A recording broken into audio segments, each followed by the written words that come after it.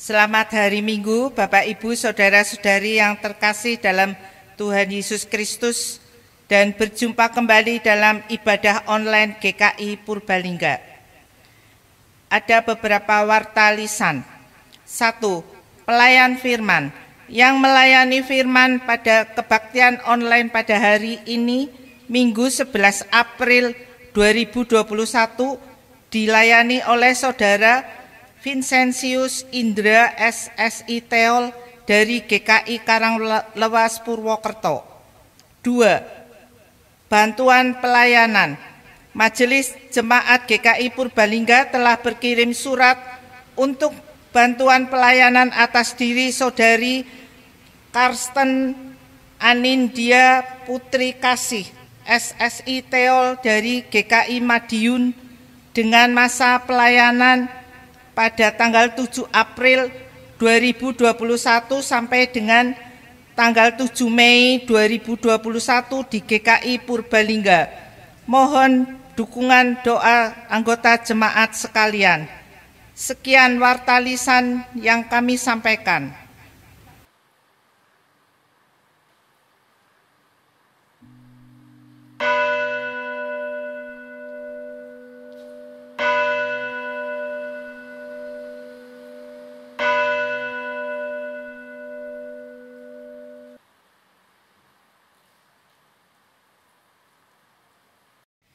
Tuhan Yesus mengawali sapaannya dengan berkata, "Damai sejahtera bagimu." Karena hanya dengan bekal damai sejahtera dari Tuhan ini, kita akan dapat bertahan untuk melaksanakan kehendak Bapa sampai akhir kehidupan. Untuk mengawali ibadah online pada hari ini, marilah kita bangkit berdiri menyanyikan NKB 3 bait 1 dan 3. Terpujilah Allah.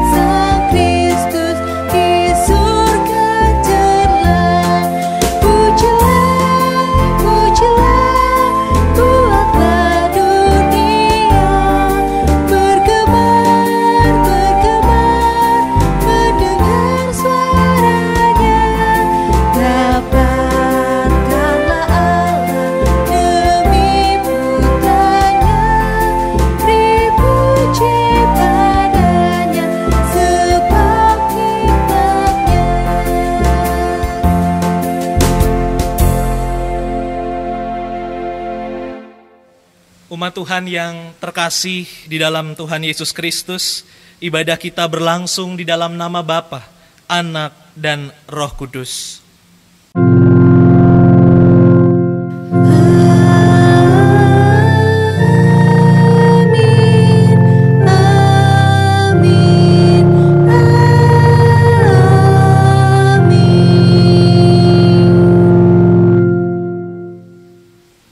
Salam sejahtera bagi saudara yang datang di dalam nama Tuhan.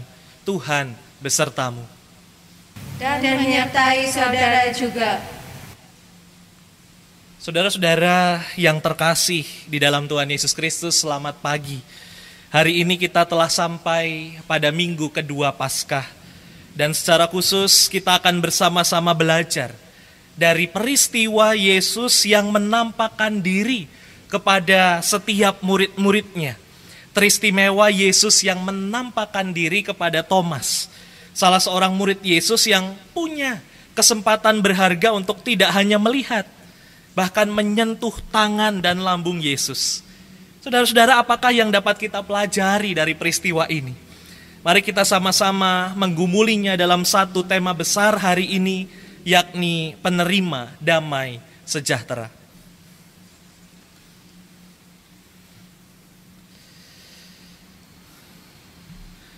Saudaraku yang terkasih di dalam Tuhan, mari kita bersama-sama merendahkan hati kita.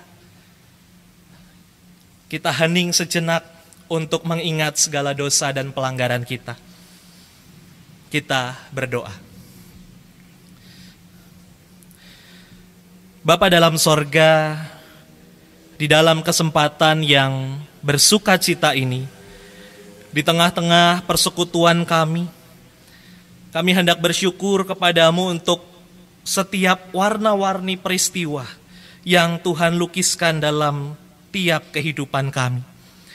Bahkan di tengah peristiwa yang gelap sekalipun, ternyata tak jarang kami menemukan maksud Tuhan yang sungguh amat baik untuk iman percaya kami.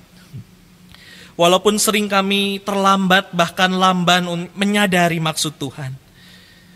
Menghadapi peristiwa yang tidak sesuai harapan membuat kami lebih sering memberikan ruang yang besar pada kecemasan dan ketakutan. Seolah kami tidak lagi punya rasa optimis menapaki hidup kami ke depan. Kiranya Engkau berkenan ya Tuhan mengampuni setiap kami. Ketika kami lebih memilih hidup dikendalikan rasa takut dan cemas kami. Kami memilih hidup dikendalikan rasa marah dan kecewa kami.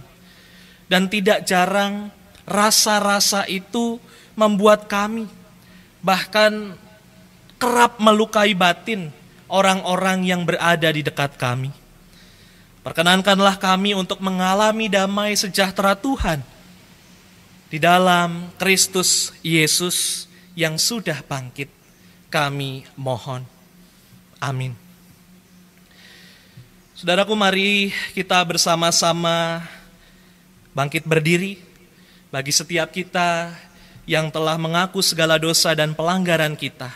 Terimalah berita anugerah yang tertulis di dalam Mazmur 133. Demikian, nyanyian siarah Daud.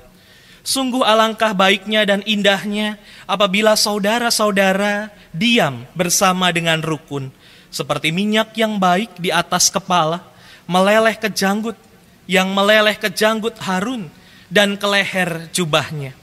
Seperti embun gunung Hermon yang turun ke atas gunung-gunung Sion, sebab kesanalah Tuhan memerintahkan berkat kehidupan untuk selama-lamanya. Demikianlah berita anugerah dari Tuhan. Syukur kepada Allah.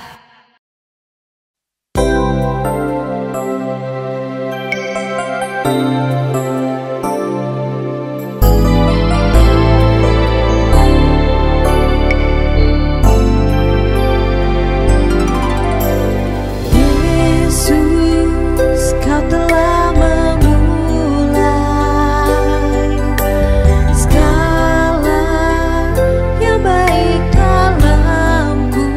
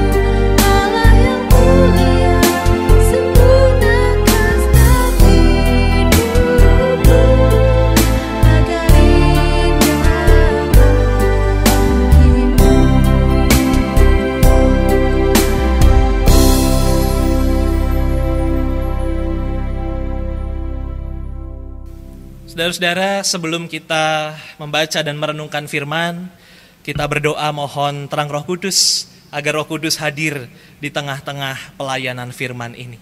Mari kita berdoa. Ya Roh Kudus, kami mohon Engkau hadir di tengah-tengah kami semua pada saat ini. Kami rindu firman-Mu untuk menguatkan, membaharui iman kami. Bahkan di tengah tantangan kehidupan kami mengimani sungguh bahwa firman Tuhan dapat menjadi kekuatan baru bagi setiap kami. Maka dari itu Tuhan, kami mau benar-benar disucikan setiap hati, batin kami, pikiran kami. Kami mau tertuju kepada Engkau saja. Kami adalah manusia yang rapuh dan terbatas. Kiranya Engkau berkenan hadir dalam setiap diri kami. Begitu juga dengan hamba-Mu yang penuh dengan kerapuhan dan keterbatasan ini. Biarlah kata-kata-Mu saja dan kehendak-Mu saja yang jadi. Di dalam nama Tuhan Yesus, Juru Selamat kami yang hidup, kami berdoa. Amin. Saudaraku yang terkasih di dalam Tuhan, pembacaan Injil pada hari ini diambil dari Injil Yohanes pasal 20 ayat 19 hingga ayat 31. Yohanes 20 ayat 19 sampai 31. Begini bunyi firman Tuhan. Ketika hari sudah malam pada hari pertama minggu itu, berkumpullah murid-murid Yesus di suatu tempat dengan pintu-pintu yang terkunci, karena mereka takut kepada orang-orang Yahudi. Pada waktu itu datanglah Yesus dan berdiri di tengah-tengah mereka dan berkata, "Damai sejahtera bagi kamu." Dan sesudah berkata demikian, ia menunjukkan tangannya dan lambungnya kepada mereka. Murid-murid itu bersuka cita ketika mereka melihat Tuhan. Maka kata Yesus sekali lagi, "Damai sejahtera bagi kamu. Sama seperti Bapa mengutus aku, demikian juga sekarang aku mengutus kamu." Dan sesudah berkata demikian, ia mengembusi mereka dan berkata, "Terimalah Roh Kudus. Jikalau kamu mengampuni dosa orang, dosanya diampuni. Dan jikalau kamu menyatakan dosa orang tetap ada, dosanya tetap ada." Tetapi Thomas, seorang dari ke-12 murid itu yang disebut Didimus, tidak ada bersama-sama mereka ketika Yesus datang ke situ. Maka kata murid-murid yang lain itu kepadanya, "Kami telah melihat Tuhan." Tetapi Thomas berkata kepada mereka, "Sebelum aku melihat bekas paku pada tangannya, dan sebelum aku mencucukkan jariku ke dalam bekas paku itu, dan mencucukkan tanganku ke dalam lambungnya, sekali-kali aku tidak akan percaya." 8 hari kemudian murid-murid Yesus berada kembali dalam rumah itu, dan Thomas bersama-sama dengan mereka. Sementara pintu-pintu terkunci, Yesus datang dan ia berdiri di tengah-tengah mereka dan berkata, "Damai sejahtera bagi kamu." Kemudian ia berkata kepada Thomas, "Taruhlah jarimu di sini dan lihatlah tanganku. Ulurkanlah tanganmu dan cucukkan ke dalam lambungku. Dan jangan engkau tidak percaya lagi, melainkan percayalah." Thomas menjawab dia, "Ya Tuhanku dan Allahku." Kata Yesus kepadanya, "Karena engkau telah melihat aku, maka engkau percaya. Berbahagialah mereka yang tidak melihat, namun percaya." Memang masih banyak tanda lain yang dibuat Yesus di depan mata murid-muridnya yang tidak tercatat dalam kitab ini. Tetapi semua yang tercantum di sini telah dicatat, supaya kamu percaya bahwa Yesuslah Mesias, Anak Allah, dan supaya kamu oleh imanmu memperoleh hidup dalam namanya. Saudaraku, sedemikian jauh pembacaan Injil Yesus Kristus. Hendaklah firman Tuhan dengan segala kekayaannya diam di dalam hati kita, dan ucaplah syukur Haleluya.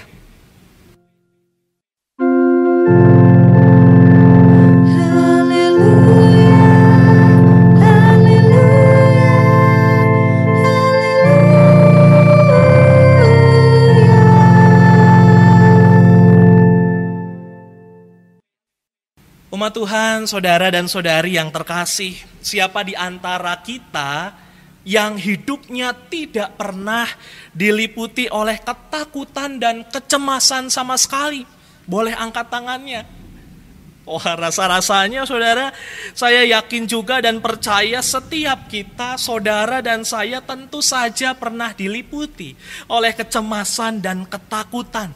Atau jangan-jangan saudara, saat-saat ini kita sedang diliputi juga oleh rasa takut dan cemas karena suatu hal yang sedang mengancam kesejahteraan psikologis kita.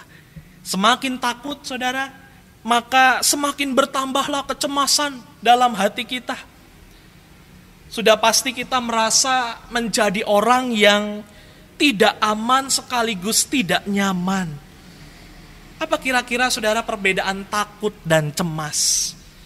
Takut itu saudara adalah perasaan yang tidak aman, tetapi juga tidak nyaman karena ada ancaman yang terlihat jelas oleh kita. Contoh saudara, kita melihat ular dalam rumah kita. Seketika kita takut. Kita melihat binatang-binatang tertentu yang membuat kita takut sedemikian rupa. Kita melihat ruangan yang gelap dan sepi. Seketika saat itu kita menjadi takut. Atau bahkan saudara, kita berada di atas ketinggian. Seketika kaki jadi bergetar hebat saudara, kita takut. Nah, itulah takut. Lalu bagaimana saudara dengan cemas? Cemas itu adalah perasaan tidak nyaman karena ancaman yang kita rasakan. Namun kita sendiri tidak tahu di mana dan seperti apa wujud sesuatu yang mengancam kita itu. Contoh saudara, virus corona yang ada namun tidak kelihatan. Membuat saudara cemas, membuat kita semua cemas. Bahkan kecemasan itu kemudian melahirkan peraturan-peraturan tertentu supaya kita tetap aman. Contohnya yang saat ini sedang hangat-hangatnya adalah larangan mudik di tanggal 6 hingga 17 Mei mendatang. Nah saudara, ketakutan sekaligus kecemasan juga dialami oleh para murid Yesus pasca kematiannya. Mereka diliputi ketakutan sedemikian rupa karena apa saudara? Karena mereka itu masih tinggal di sekitar orang-orang yang membenci, menganiaya, bahkan membunuh Yesus. Satu sisi mereka juga diliputi oleh kecemasan. Mereka sedang diserang oleh keraguan mereka sendiri. Guruku, Yesusku, itu benar-benar Tuhan atau bukan? Saudara, saat itu murid-murid juga sedang diserang oleh rasa keraguan-raguan mereka tentang apakah Yesus itu betul Mesias, apakah Yesus itu betul Juru Selamat atau bukan. Rasa-rasanya sama saudara seperti kita yang hidup di masa kini. Di saat kita dalam kondisi begitu tertekan dengan hebatnya takut, sedih, kecewa, kita terhimpit dengan berbagai masalah, kita juga bisa ada di fase yang sama seperti para murid. Yesus, apakah engkau masih benar-benar Tuhan atau bukan untuk kehidupanku? Tuhan, engkau ini benar-benar juru selamatku atau bukan dalam kehidupanku, dalam roda kehidupanku? Saudara, keraguan yang menyerang para murid ini menyebabkan mereka menjadi begitu cemas dan takut sampai-sampai saudara kabar Paskah dari Maria Magdalena menjadi kabar yang lalu begitu saja saudara. Atau mungkin kabar yang tidak terlalu mereka percayai. Kalau saudara perhatikan bacaan Minggu Paskah lalu tentang Yesus yang menampakkan diri kepada Maria Magdalena. Di situ saudara jelas dikatakan di ayat terakhir di dalam Yohanes 20 ayat 18. Maria Magdalena pergi dan berkata kepada murid-murid, "Aku telah melihat Tuhan. Dan juga bahwa dia yang mengatakan hal-hal itu kepadanya. Tapi mari kita lihat apa respon yang diberikan oleh para murid. Yohanes 20 ayat 19a merekam bahwa ketika hari sudah malam. Bayangkan saudara, Maria menyampaikan pesan, aku telah melihat Tuhan. Itu di pagi hari. Tapi di Yohanes 20 ayat 19a, ketika hari sudah malam, pada hari pertama minggu itu berkumpullah murid-murid Yesus di suatu tempat dengan pintu-pintu yang terkunci. Karena mereka takut kepada orang-orang Yahudi. Saudara, kabar Maria, kabar Paskah dari Maria Magdalena tidak mempan. Bahkan sampai malam hari, mereka masih tertutup ketakutan, kecemasan, kesedihan, sedemikian rupa. Di satu sisi, keraguan-raguan terus menyerang mereka. Di sisi yang lain, mereka juga dibayang-bayangi oleh ketakutan. Wah, rasa yang tidak karuan itu, saudara, membuat mereka mengunci pintu. Mengunci pintu itu bisa berarti macam-macam.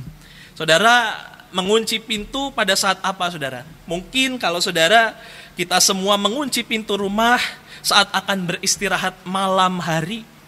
Berarti artinya saudara membutuhkan privasi. Kita membutuhkan keamanan dan kenyamanan. Para murid mengunci pintu bukan dalam mereka mau beristirahat, saudara.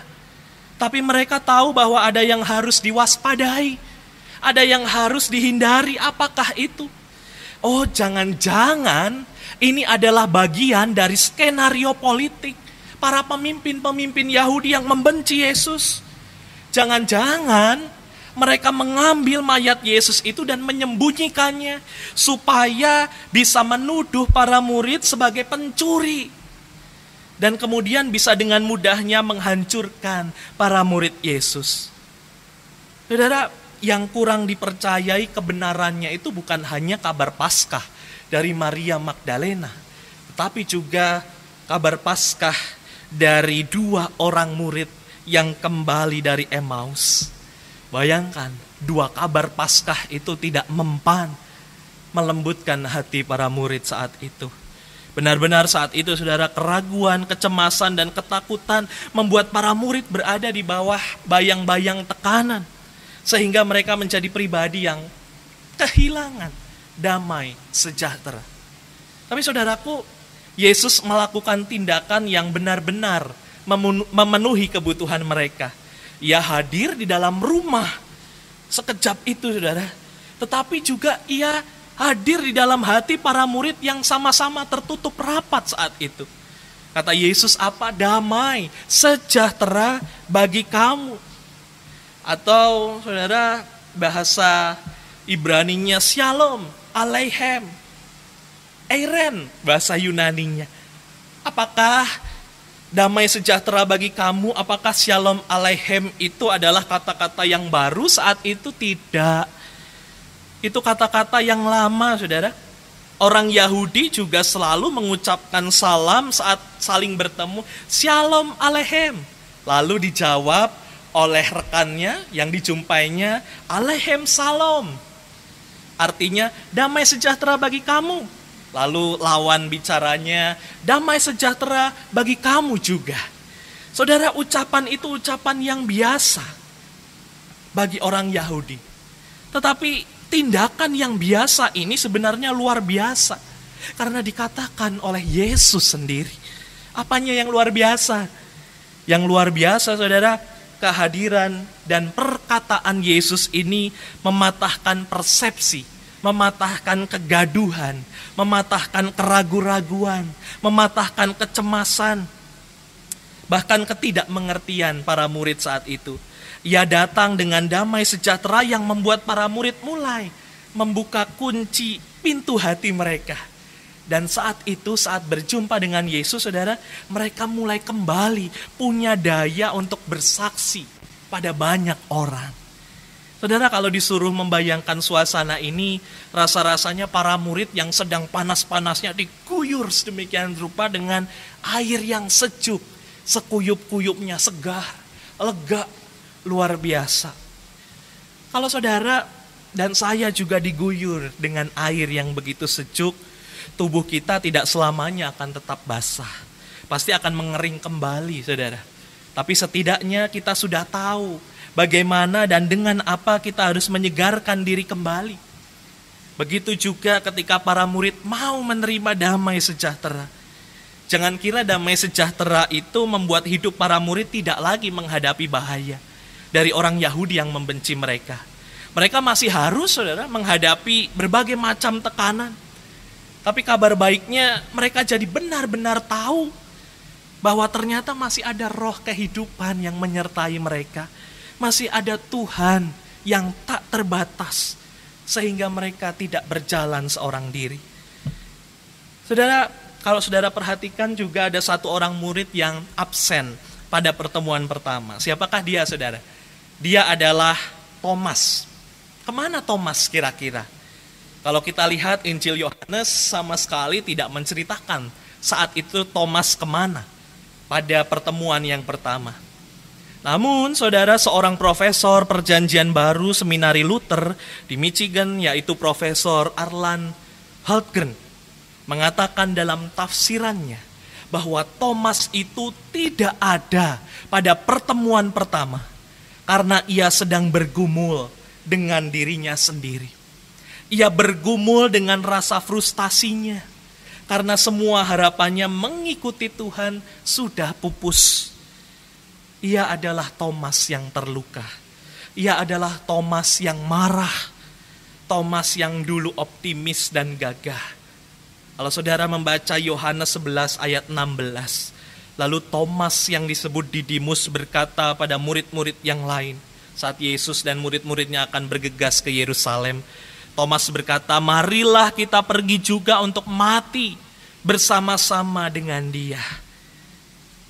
Thomas yang berkata lantang seperti itu, saat itu menjadi Thomas yang hidup dalam luka dan kemarahan 8 hari lamanya. Kenapa Tuhan tidak langsung menemui Thomas yang hidup dalam luka dan kemarahan dia? Kenapa Tuhan tidak langsung berjumpa dengan Thomas? Saudara, kita yakin dan percaya pengalaman selalu membuat orang bertumbuh di dalam iman. 8 hari lamanya, saudara, Thomas bergumul dan Yesus datang bukan dengan kritik ataupun teguran bahwa apa yang dilakukan Thomas itu tindakan buruk. Yesus tidak marah, saudara. Yesus tidak kesal hati, tapi dia menyediakan diri untuk disentuh tangan dan lambungnya oleh Thomas. Taruhlah jarimu di sini dan lihatlah tanganku. Ulurkanlah tanganku dan cucukkan ke dalam lambungku. Dan jangan engkau tidak percaya lagi, melainkan percayalah. Seketika Thomas mengalami Yesus, ya Tuhanku dan Allahku. Saudara, Thomas dan para murid yang lain mewakili kehidupan kita sebagai murid Tuhan yang tidak selalu berada di dalam keimanan yang kuat. Ada kalanya tekanan berupa permasalahan hidup, keraguan-raguan, kecemasan, kekecewaan, ketidakmengertian, ketakutan membuat kita berada dalam posisi iman yang sangat kecil. Saudara dan saya sangat lemah, bahkan skeptis, sehingga kita belum bisa percaya kepadanya kalau belum melihat bukti sebagaimana yang Thomas lakukan. Ada waktu di mana Tuhan membiarkan kita bergumul di dalam ketidakmengertian dan tanda tanya. Ada waktu di mana Tuhan terkesan diam. Tapi saudara, bukan berarti dia Tuhan yang benar-benar absen dan tidak peduli. Dia sengaja membiarkan kita bergumul agar ia dapat menghadirkan momentum ilahi yang membuat saudara dan saya kembali terkagum-kagum dan benar-benar kembali percaya. Niscaya di saat saudara dan saya menemukan momentum ilahi itu di antara ketidakmengertian dan tanda tanya dalam kehidupan kita, disitulah ada damai sejahtera yang meluap tak terkira, yang mengubah kita menjadi orang-orang yang berbahagia. Sekalipun perjalanan di depan kelak tidak kalah sukar dan berbahaya. Damai sejahtera bagi kita. Amin.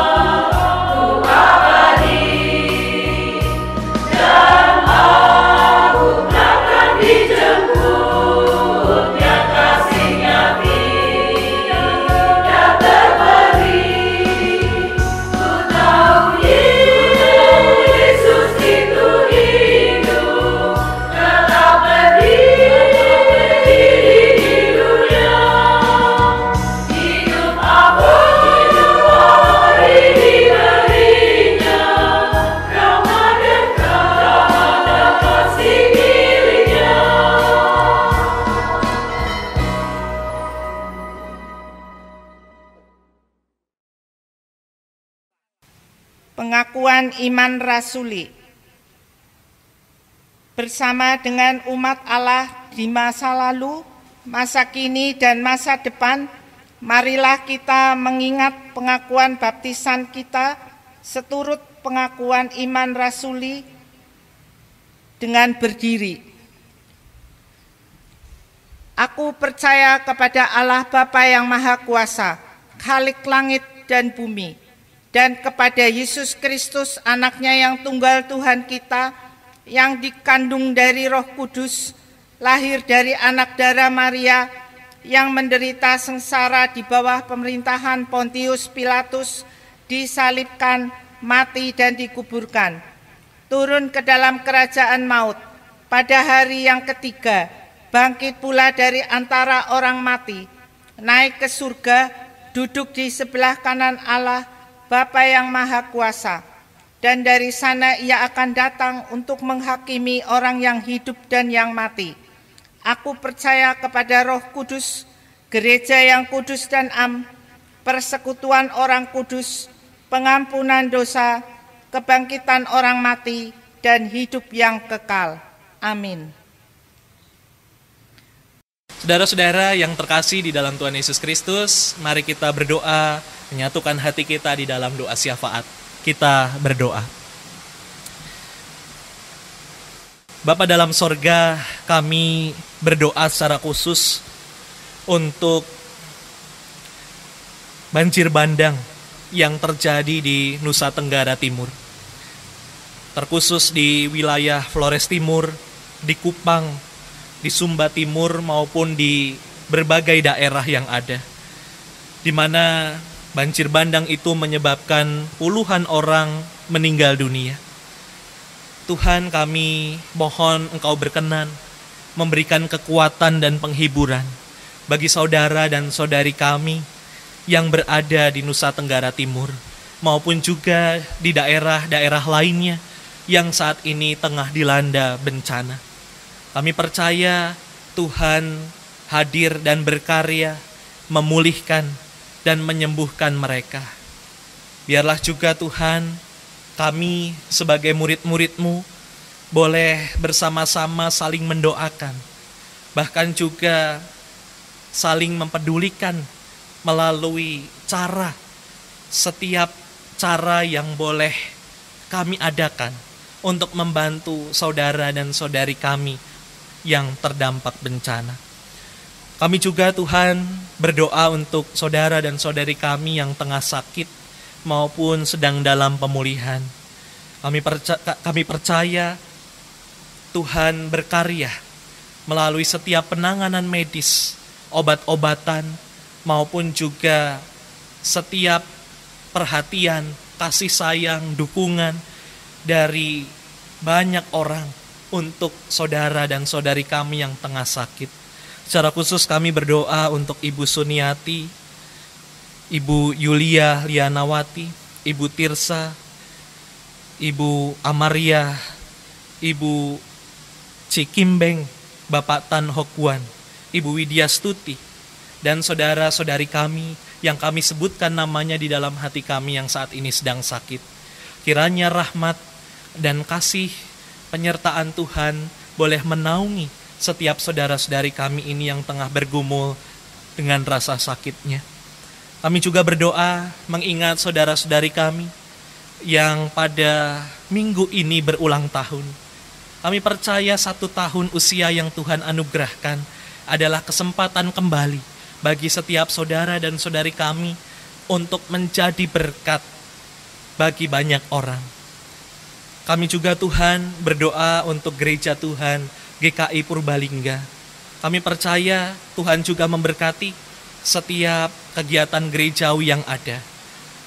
Tuhan juga memberkati setiap penatua, majelis jemaat, bahkan juga aktivis, komisi, jemaat dan simpatisan, maupun setiap pihak yang terus ada untuk memelihara gereja ini.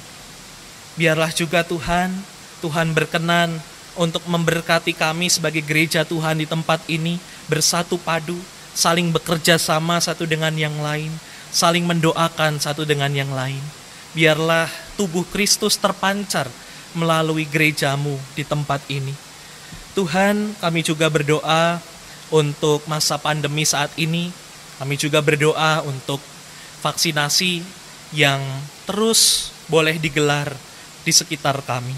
Biarlah juga nanti pada akhirnya masa pandemi ini boleh segera berlalu dan kami juga boleh terus semakin menjaga kesehatan kami, terus berdamai dengan kehidupan kami yang baru ini. Inilah kami Tuhan dengan segenap doa syafaat kami. Kami mau menyerahkan doa syafaat ini yang jauh dari sempurna ini ke dalam tangan Tuhan. Di dalam nama Tuhan Yesus kami berdoa. Amin. Tibalah kini saatnya kita membawakan persembahan kita. Nats persembahan bagi setiap orang yang menyandarkan pengharapannya kepada Allah dengan terus menjaga hidup dan berdoa kepadanya.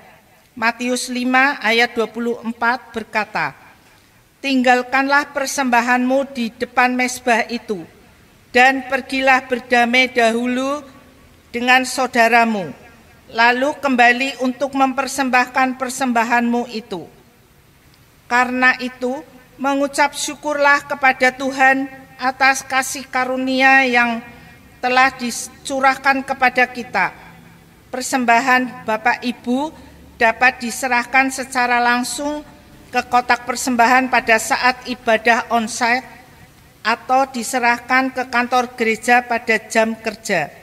Selain itu, Bapak Ibu juga dapat menyampaikan persembahan itu dengan transfer ke rekening gereja, yaitu rekening Bank Mandiri atau Bank BCA.